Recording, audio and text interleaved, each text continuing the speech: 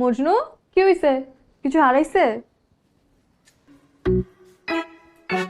কিছু হারাই নাই গো ভাবি, তুই হারাইব মনে হইতেছে।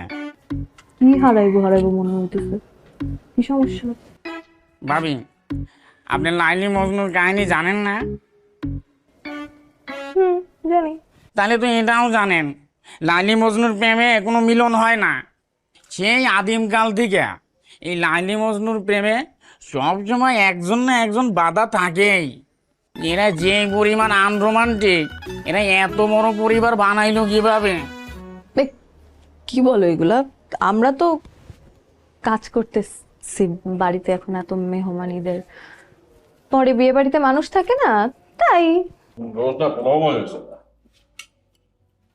সালাদটাও ভালো হয়েছে। এইটা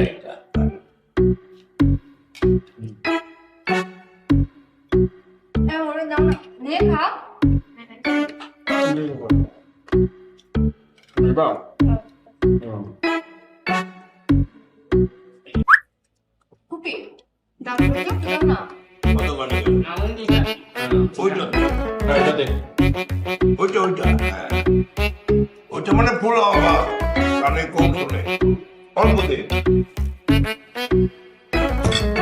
সবাই মন দিয়ে শোনো, সিয়াম আর বৌমনি ওরা দুজনে মিলে হানিমুনে যাবে কক্সবাজার।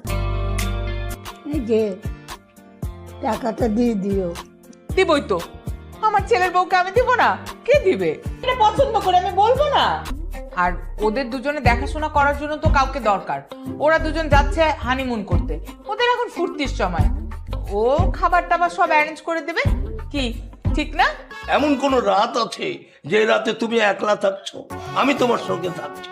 এটা হচ্ছে সেই যে কক্সবাজার, এই যে যাচ্ছি, এখানে আমাকে তুমি কি কি রেডি করবা জানো তো? আমার যে হাফ প্যান্ট, সেটা সানগ্লাস, মানে সুইমিং জাতীয় যা যা পোশাক আছে সব কিছু লাগবে। এটা হলো সেইটা। কি যে বলো না বুড়া বয়সে, চুপ থাকো তো।